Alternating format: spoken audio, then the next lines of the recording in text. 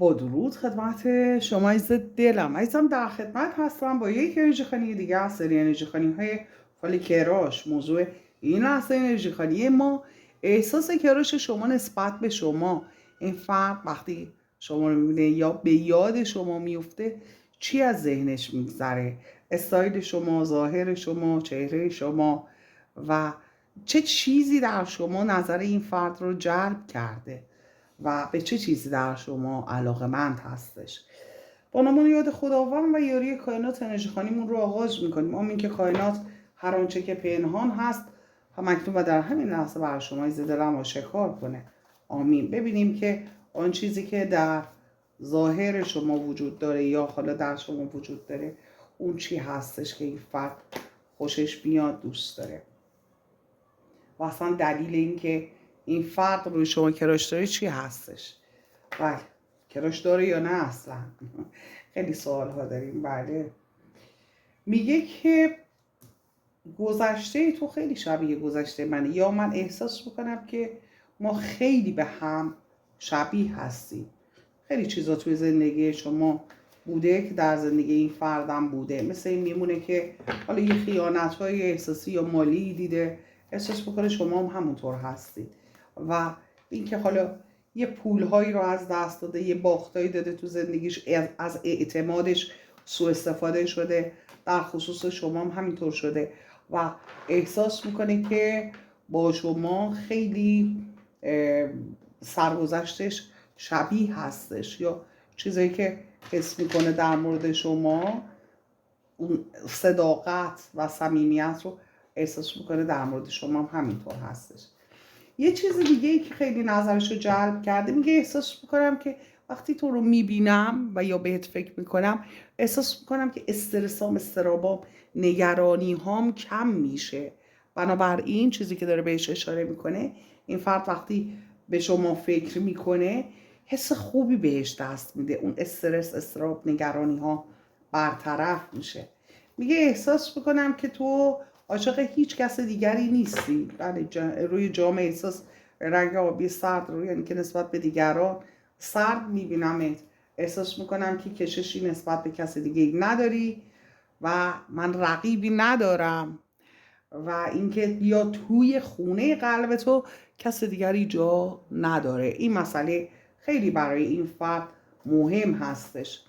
میگه وقتی یه خبرایی ازت میشنوم یا میبینمت یا حالا عکستو میبینم، این خیلی انرژی میگیرم و حتی یه موقع احساس میکنم تو هم نسبت به من همین حسو داری، جام احساست به سمت من هستش و تو هم منو دوست داری. یه موقع همچین انرژی رو میگه از تو دریافت میکنم. بنابراین این فرد خیلی به شما فکر میکنه. میگه از نظر رفتاری رفتار تو دوست دارم، رفتارت برای من خیلی جالب هستش. احساس میکنم خیلی گرمی، خیلی صمیمی هستی. احساس میکنم که با تو یه رابطه گرم و صمیمی میتونم داشته باشم و احساس میکنم تمام مشکلاتم وقتی تو در کنار من باشی، مالی و احساسی، حل میشه. حالا یه سری موانعی هم میگه وجود داره در زندگیم، احساس بکنم که وجود تو، قدم تو میتونه برای من خیر باشه، مبارک باشه، قدمت به من بیفته و میگه پیش خودم فکر میکنم که تو یه چیزهایی هم داری که مخفی کرده باشی و تمام اسرار تو باز نمی کنی، بگی این اخلاقت رو خیلی دوست دارم که میتونی رازدار خوبی باشی.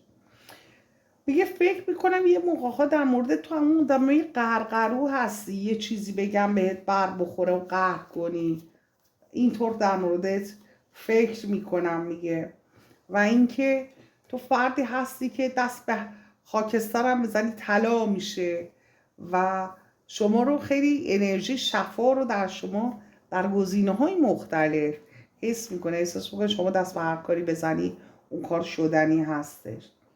میگه احساس میکنم انتظاراتی که توی روابطم داشتم و بهشون دست پیدا نکردم توی رابطه با تو، با اون انتظاراتم، به اون خواسته هام میرسم و به اون آرزوهایی که میخوام میتونم دست پیدا کنم و یه رابطه بسیار عالی میتونم با تو داشته باشم. و توی انتظاراتش ببینید ازدواج رو یا زیر یک سقف زندگی کردن، نامزدی کردن رو هم داره نشون میده.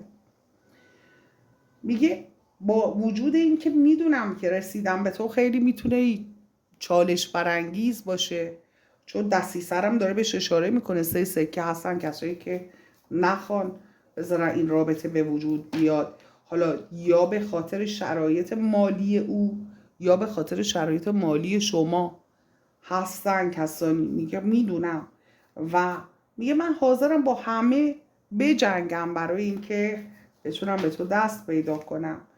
از نظر احساسی میگه که تو خیلی احساساتی و مهربون و خونگرم میبینم، احساس میکنم که تو فردی هستی که خیلی با احساس هستی و یه رابطه احساسی خوبی میتونیم با هم داشته باشیم، اما ترجیح میدم شروع این رابطه پنهانی باشه، یعنی آشکار نباشه. میدونم تو هم مثل من فردی هست که عاشق عشقی، بدون عشق زندگی میسر نیست برای من و تو و یک رابطه عاشقانه رو میخوایم با هم داشته باشیم. مسئله دیگری که کائنات داره بهش اشاره میکنه میگه که وقتی تو رو میبینم خیلی هیجان زده میشم و این عشق به اوج خودش میرسه. به ده جام هم داره اشاره میکنه، میگه با تو همه چیز میتونه کامل باشه. بله اینجا شگفت زده شده دستاش باز مونده ولی خب میگه کامل، همه چیز در تو کامل هست، من تو رو خیلی کامل میبینم و از نگاه من میگه تو خیلی کامل هستی. میگه یه موقع ها پیش خودم که میشینم به تو نگاه میکنم، حالا یا عکس تو میبینه یا خودتو، میگه پیش خودم فکر میکنم آیا جام احساسشو به من میده؟ این حس و این سوال توی ذهنم هست و میگه وقتی بهت نگاه میکنم پیش خودم یه نگرانی هایی هم دارم، تجربه تلخم هم میاد جلوی چشم، پیش خودم فکر میکنم که آیا این رابطه میتونه یک رابطه کامل باشه با وجود موانعی که احساس میکنم و احساس میکنم خیلی کند پیش میره این مسئله. بله اینکه حالا رابطه شکل بگیره نگاه او خیلی کند پیش میره این مسئله به خاطر اون موانع. میگه ولی خب خیلی دوست دارم همیشه یه خبرایی ازت بگیرم، با خبر باشم، ببینم چی کار میکنی، کجایی، با کی در ارتباط هستی، با کی ارتباط میگیری، چی کارا میکنی، کجاها میری، کاربارت چجوری پیش میره، روزگارت چطور میگذره. همه اینها میگه برای من جای سوال داره و فرد و افرادی هم تو رو میپرسم یه موقع ها غیر مستقیم، حالا تو پروفایلتون وارد میشه، تو صفحات مجازی دوستای مشترک میبینه یا حالا دوستانی آشنایانی یا خودش تعقیب میکنه هرچی که هست. بعد میگه چیزایی که شنیدم احساس کردم که اون آدمایی که در مورد تو حرف زدن حسادت کردم، چون رقیب رو داره نشون میده. میگه احساس کردم که حسادت کردن، برای همین همه حرفاشون رو هم باور نمی کنم. و در اینجا داره به یک موفقیت، به شش چوب دست، یک موفقیت حتی به حلقه ازدواج داره اشاره میکنه، یا حالا با هم بودن، یک قراری گذاشتن اشاره میکنه. حالا اینکه اون رقیبا خودشون میخوان با این فرد در ارتباط باشن، بدگویی میکنن، هم میتونه باشه، یا اینکه فکر میکنن که یه شرایط خوب و خاصی رو میتونن از دست بدن با وجود شما، اونم میتونه باشه. و هر جهت احساس میکنه که بعضی هستن که رقابت میکنن و نمیخوان این مسئله صورت بگیره و این جامعه احساس بین شما رد و بدل بشه، دیدگاهش، نگاهش، حسش نسبت به آدمای اطراف. این هست چیزی که کائنات داره بهش اشاره میکنه. مسئله دیگری که داره بهش اشاره میکنه میگه که بله 10 سکه میگه که من احساس میکنم، ببینید 10 جام رو داد، 10 سکر داد. میگه ما با هم میتونیم خیلی کامل باشیم، خیلی پیشرفت های زیادی رو با هم داشته باشیم، میتونیم با هم خیلی رابطه موفق و خوب و عالی داشته باشیم. میگه و میتونیم با هم این مسیر رو طی کنیم. حالا اگر سختی هایی چیزی هم هستش، اونها رو پشت سر بگذاری. و به هفته چوب دست رو اشاره میکنه، اتفاقهای خوب، موفقیت های بسیار زیادی رو میتونیم به دست بیاریم. میگه در کنار هم، میگه دور بودن ما از هم الان، خب تو هم یه مشکلاتی داری، منم یه مشکلاتی دارم، ولی ما اگر در کنار هم باشیم میتونیم یه موفقیت خوب رو به دست بیاریم. میگه احساس میکنم یه موقعها تو دو دل هستی، توی نگاهت یا توی زندگیت نسبت به یه مسائلی تو رو دو دل میبینم، ولی منتظر یک معجزه هستم، منتظر یک اتفاق خوب، یک خبر هستم و منتظر این هستم یه خبر مالی میخوام به گوشم برسه. خیلی دوست دارم اون مسئله مالیم حل بشه تا تکلیفم با این جام احساسی که در دستم هست و این احساسی که نسبت به تو دارم رو هم مشخص کنم و از این برو بیاهای ذهنی که برام به وجود اومده خلاص بشم. ولی میدونم تو جفت روحی من هستی و یک شانس برای من محسوب میشی. حالا میتونه از نظر فکری باشه، میتونه از نظر مالی باشه، میتونه شرایط خاص رو بهش اشاره کنه. به هر جهت میگه من در این عشق ثابت قدم هستم. درسته که به سمت تو یک دفعه نمیام، ولی خب جام احساسم تو دستم هست، تصمیمم رو گرفتم و دوست دارم وقتی به سمتت حرکت میکنم همه چیز کامل باشه و تمام خواسته های تو رو بتونم برآورده کنم، به خاطر اینکه داره به این کارت دست و دل بازی رو هم معنا میکنه. بله، و میگه از این فکرهام خودم رها میشم، این زندان فکری که برام به وجود اومده نمیتونم فرار بکنم. تنها راه هم این هستش که حل کنم. چرا؟ چون نمیخوام تو رو با کسی تقسیم کنم، نمیخوام این فرصت رو از دست بدم. آمین که کائنات هر آنچه که پنهان هست رو هم اکنون و در همین لحظه آشکار کنه. آمین. بله، میگه یه خبری میخوام برات بفرستم، یه پیام، یه مسیج. مثل این میمونه که گوشیشو میگیره دستش، یه موقع ها میخواد بفرسته این پیامم، دو دل میشه میذاره کنار، به اون مشکلات و موانع فکر میکنه، میگه شاید الان وقتش نیست و اینطور فکر میکنه. میگه میدونم که به سمت تو اومدم برای من خیلی میتونه شیرین باشه، اتفاقای خوبی رو رقم بزنه برای من و تو و ترسم، تمام نگرانیم این هست که نکنه یه موقع این حسی که من نسبت به تو دارم تو نسبت به من نداشته باشی.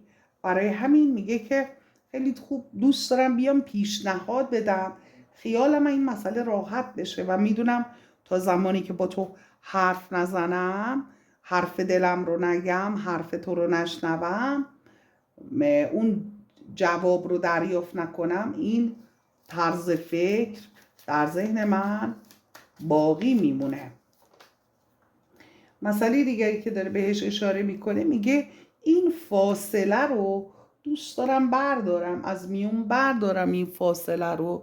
و حالا اگر در خصوص با یک رابطه کاتی داره، یه مسئله داره، دوست داره تکلیف اون مسئله رو میگه روشن کنم و اینطوری با خیال راحت به سمت تو میتونم حرکت کنم.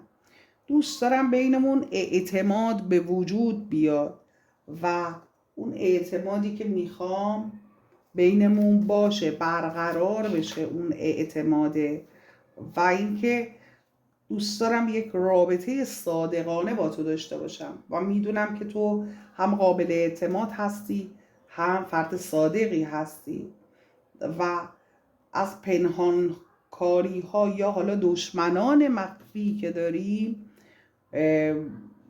دوست دارم تو هم آگاه باشی و با اینکه به سمت تو کند میام جلو، یه مقاومتایی دارم به خاطر اینکه خود کند به سمت تو میام، به خاطر اینکه یک سری محدودیت هایی دارم. هستن کسانی که کمین کردن و هستن کسایی که میخوان حالا از نظر وجهه اجتماعی از نظر مالی خانوادگی هرچی هست آسیب برسونن و میگه من خیلی مقاومت میکنم که به سمت تو حرکت نکنم. فکر نکن که خیلی راحت هست یا به فکرت نیستم. میگه خیلی وقتا میشینم از تو دور تو رو نگاه میکنم یا اینکه حالا پروفایلت چک میکنم، حالا از طریق صفحات مجازی یا از نزدیک. و اینکه میگه تو رو امتحان کردم حتی از دور و به این نتیجه رسیدم که تو مال خود من هستی. حتی اگر به دوری ستارگان آسمانم باشی، از دستم دور باشی، من باز هم تو رو به دست خواهم آورد و تو حق من از این زندگی هستی. تو جفت روحی من هستی. ستاره اقبال ما با هم یکی هست، حتی اگر شرایطمون با هم نخونه. میگه یه موقع ها احساس بکنم تو از اونایی هستی که عصبانیت تو خدا نشون نده و فکر میکنم ترس ها و نگرانی هایی داری، اما اندوهی توی قلبت هستش. اینها رو حس میکنم وقتی از طریق انرژی به سمتت حرکت میکنم یا میخوام انرژیت رو بدونم چی هست. ولی میدونم آدمی هستی که خیلی فداکاری، خیلی دلسوز و مهربون هستی و قلب مهربونی داری و میدونم، حس میکنم که یه مشکلی داری که حل کردن اون یه خورده برات سخته. ببین چون شما رو مثل خودش میدونه، شاید این حالت ها در خودش وجود داره، اونها رو در شما هم حس میکنه. بله توضیح میدم حالا بین حرفای این فرد که اون ابهامات در ذهنت برطرف شه. قربونت برم. لایک کن عزیزم، لایک کن، سابسکرایب کن، از چنل خودت حمایت کن. اگر تا اینجا انرژی خانی رو در کنار من هستی، این لایک حق من هستش. دوست دارم. ولی میگه سوالهای خیلی زیادی در ذهنم نقش بسته و میترسم که همه اینها هیچ بشه، تمام این احساسی که برای تو دارم. و میگه با یه نفر حالا سرکتاب باز کرده، حالا پیش یه دعانویس رفته یا حالا پیش فالگیر رفته، انرژی خان رفته یا پیش یه آدم عاقل، با فردی صحبت کرده و میگه که احساس میکنم گذشته من یکم مانع این هستش که توی زمان حال بخوام قدم بردارم و بلا تکلیفم کرده، یه خورده امیدم و ناامید کرده. ولی انرژی شفا وجود داره. به من گفتن که من با تو میتونم یک رابطه ای داشته باشم، یک رابطه طولانی. و میگه اسراری وجود داره، چیزایی وجود داره که تو از اونها آگاه نیستی. شاید از نگاه تو من خود دست میکنم ولی اینطور نیست. یک سری چیزا هست که تو بیخبری. بله در ادامه آمین که کائنات هر آنچه که پنهان هست رو آشکار کنه. بله میگه یه قدم جلو اومدن، یه قدم عقب رفتن رو اگر حس میکنی، من هم در مورد تو این رو حس میکنم. به خاطر همین هستش. حالا شما یه موقع ممکن هست بخوای این فرد رو محک بزنی، یه خورده توجه میکنی، یه موقعی بی توجه میشی، اونا همش توی ذهن این فرد هست. بله و میگه که خودت رو دوست داشته باش. حالا توی رفتار شما احساس کرده که شما نسبت به خود بی توجهی داری، به خودت بیشتر توجه کنی دلم.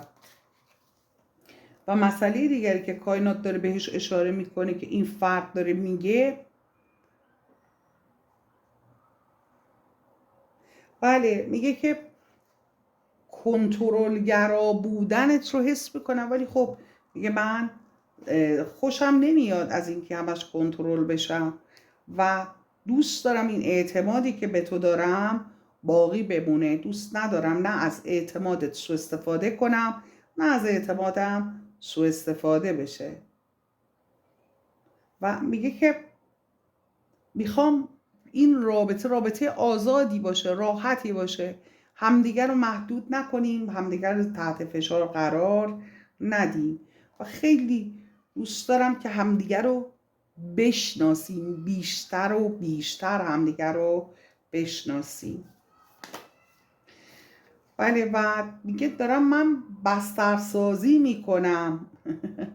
ولی وقتی صحبت بسترسازی میشه عزیزم 2 جور بسترسازی داری، ولی خب حالا شما هرمونی که راحتی رو فکر کن.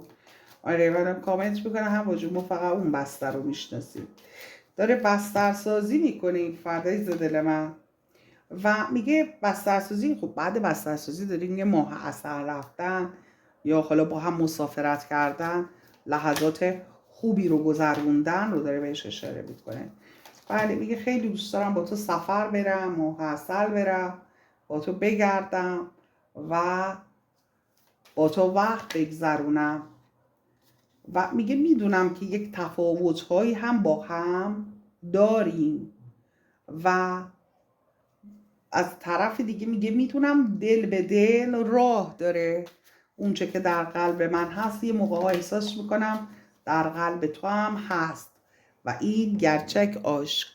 میگه احساس میکنم که یک عشق واقعی هستش.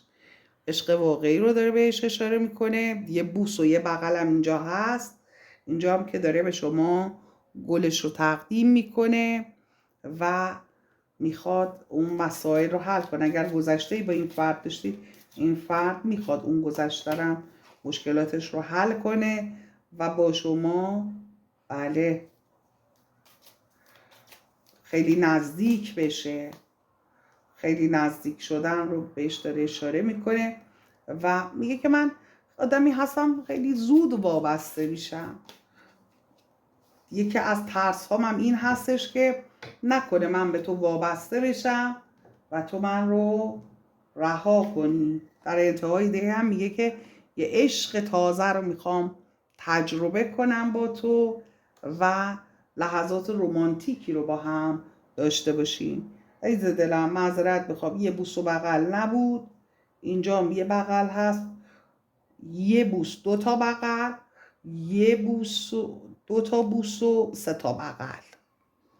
خدای نکرده یه موقع اشتباه نکرده باشم.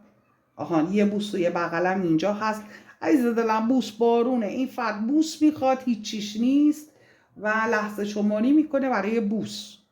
قربونت برم. بله لایک کن، سابسکرایب کن، اون زنگوله رو هم بزن در نور.